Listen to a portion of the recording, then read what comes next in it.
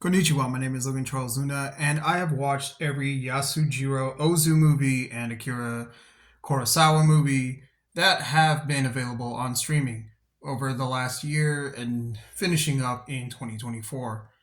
Why did I do this? It was available on streaming, so I could pretty much watch all the Ozu and Kurosawa films.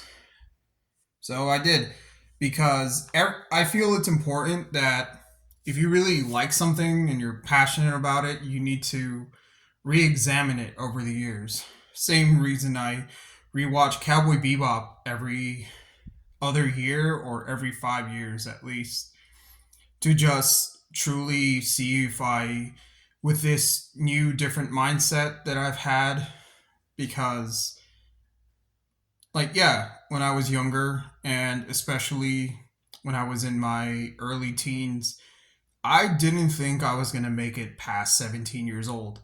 I genuinely believed I was just going to die eventually at some point, either via committing suicide or, just overdosing because I had a really bad drug problem back then. And, with a lot more has come to light with the opioid epidemic in America in general and just how fucked up the entire situation is.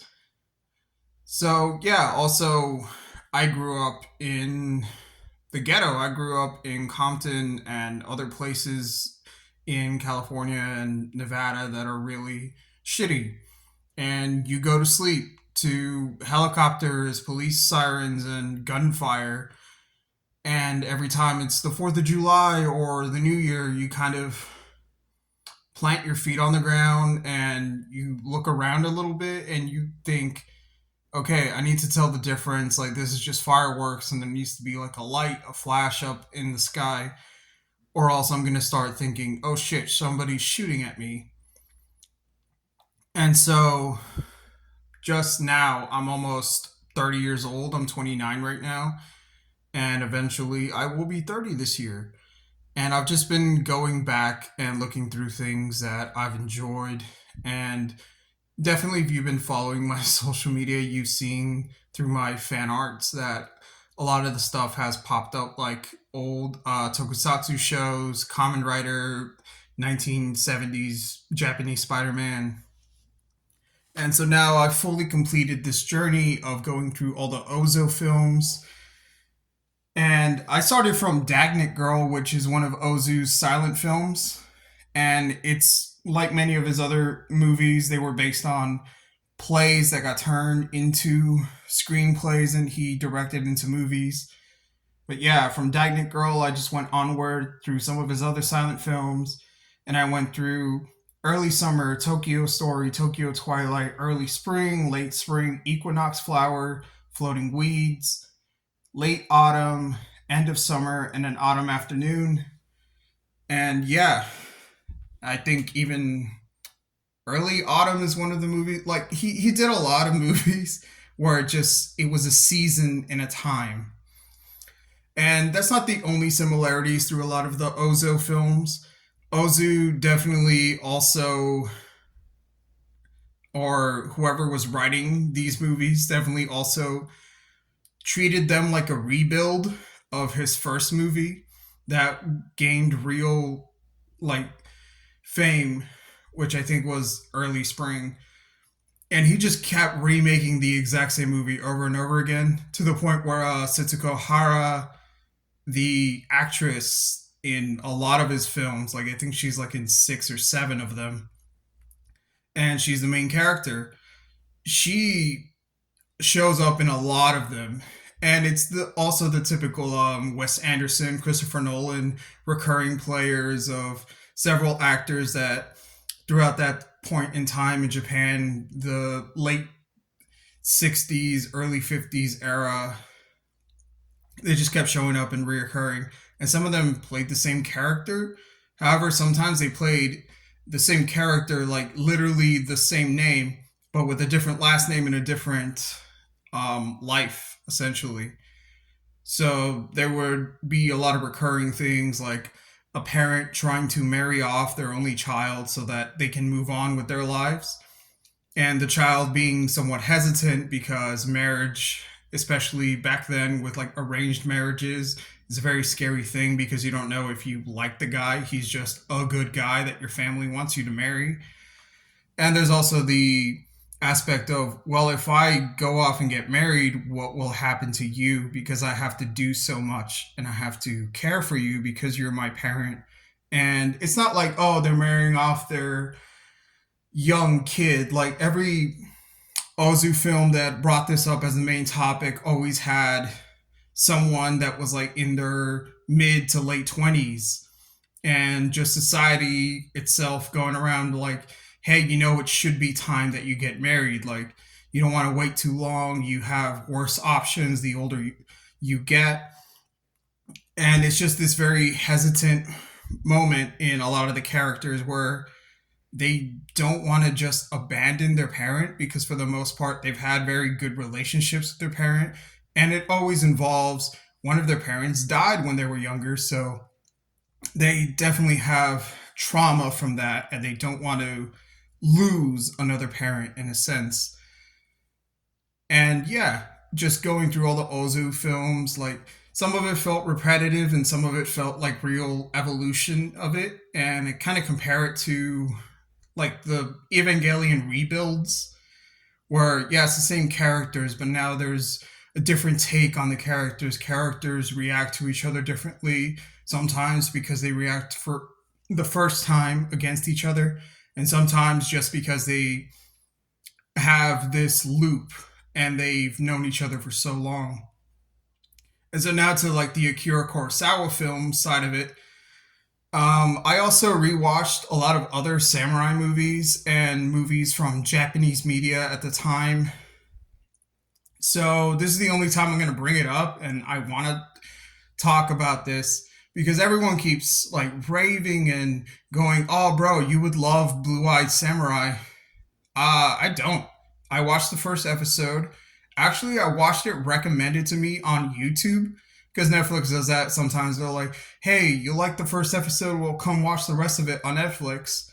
And I didn't really. It wasn't that it's a bad show. I wasn't interested in anything Blue Eyed Samurai was doing or trying to say, because during this process of just rewatching all these films, especially Lady Snowblood and Lone Wolf and Cub, I'm like, yeah, no, those two film series did this way better. And those are like old 1960s, 70s movies from Japan where everything is subtitled, but I got it. And even Kill Bill, to a point, which is the thing that everyone's comparing it to, like, oh, bro, it's like Kill Bill. Well, yeah, but so is Kill Bill. And to perfectly summarize, it felt Blue Eyed Samurai because I watched the whole season because I didn't want to like just, oh no, I didn't like the first episode. So I went back, I watched the entire show so I could have an actual review and opinion about it. And yeah, no, it felt like Kill Bill Volume 2, where I'm just forcing myself to get to the end of this thing so that I can give it a fair shot, even though I'm not interested and I don't care about it whatsoever. And that's the problem I have with Kill Bill Volume 2. Because Volume 2 is a drag. Volume 2 is too slow, and it's a lot of the bad habits of Ford and Peckinpah that they had when they made American Western epics back in the day. And Quentin Tarantino should have really gone more the spaghetti Western route with part 2. Whereas in Kill Bill Volume 1, the reason it's so iconic and memorable is because he follows all the beats of Lady Snowblood, of Lone Wolf and Cub, and he pays perfect homage to that, and he evolves some of that. Blue Eyed Samurai, it just feels like rehashing of things yet again, in the same vein of Bleach and Naruto rehashing stuff from Yu Yu Hakusho and Hunter x Hunter. I just didn't feel interested in it whatsoever. And on the topic of Yu Yu Hakusho, I also watched the live action on Netflix, and it was okay. It was solid. It achieved what it wanted to achieve because it wasn't sure if it was going to have a season two. But, they swung for the fences. It had the same quality, and it actually had a lot of the same people who worked on the live action Rurouni Kenshin films working on this. And yeah, it was good. It's just the One Piece live action was better. And One Piece as a whole, I feel is better than Yu Yu Hakusho, especially because Yu Yu Hakusho had the problem of Togashi not really knowing how to be a shonen writer because Togashi did a lot of rom-com stuff in manga before he did Yu Yu Hakusho. So with Yu Yu Hakusho, he found his way how to make shonen, and with Hunter x Hunter, he laid out the blueprint of this is what a good shonen should be. And so now I just feel like Yu Yu Hakusho was a time. It was an anime, it was a manga, and now it's a live action. And it feels like we need to move on from that because just like the same thing that happened years ago with the Stranger Things and 80s nostalgia, now there's this point in time where there's nostalgia for the 90s and 2000s. There's so many Y2K documentaries right now and people talking about it and people bringing up Y2K fashion and a bunch of stuff, like even people going like, hey, I like new metal and they miss new metal, which is dumb. Like new metal is dumb. It's a thing that dumb kids were into because they didn't know the difference between listening to music and being drunk while listening to music, because the best way to enjoy stuff like new metal is when you're depressed or drunk or high, because that's when new metal really like, yeah, fuck yeah, I feel it. And so just to wrap up this video, it's getting kind of long. The Akira Kurosawa films, they hold up great and I fucking love them. So for his older like samurai movies, I definitely prefer Rashomon to Seven Samurai and a lot of his other samurai films that he made. And Rashomon, that's just been a consistent throughout my life. Like that's my favorite Akira Kurosawa film. And High and Low, though, it's really gone up to one of my favorite just movies in general. High and Low is really fucking solid. And I like that even now, as I'm almost 30, I still enjoy this film. And there's still fun things about it that like you see now and you're like, oh shit, that was so fucking smart and so fucking cool how they did that back then. Because High and Low is a old retro movie, like before 1970. And they did so many cool shit that Christopher Nolan and so many other directors are still copying to this day.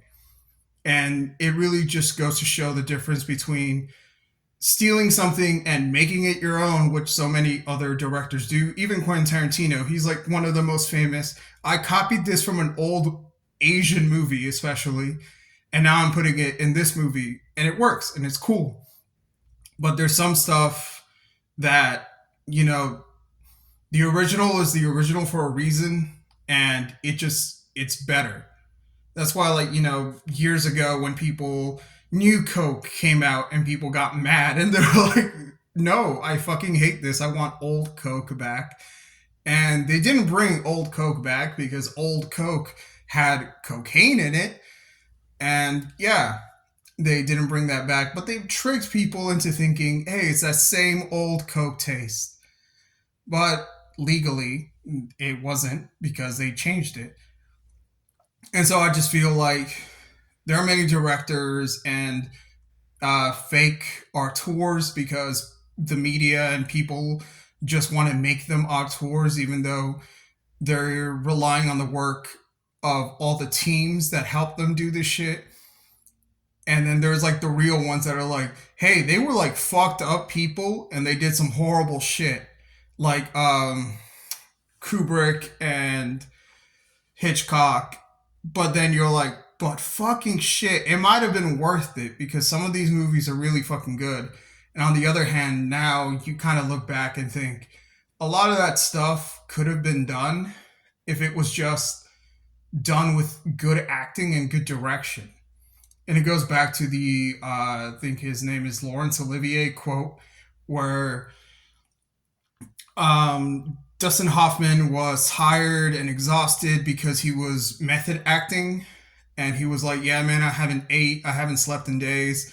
And Laurence Olivier was like, "My dear boy, have you tried acting? Like, you can just this is pretend, dude. You don't have to actually like get stabbed or get shot. You can just pretend, bro." All right, that's gonna be it for this video. Sayonara.